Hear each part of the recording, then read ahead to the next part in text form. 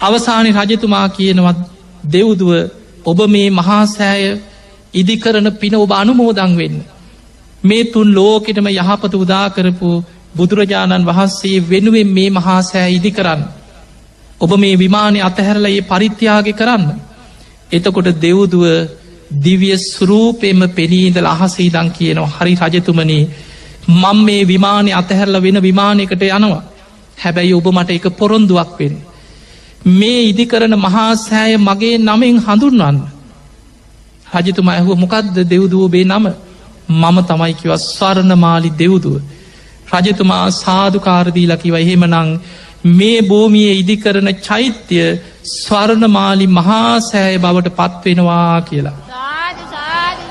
දෙව්දුව සාධකාරදිදී රන් තෙළඹු ගසෙන් විමානෙන් බැසගියා මේ මහා සෑය ඉදි කරන්න.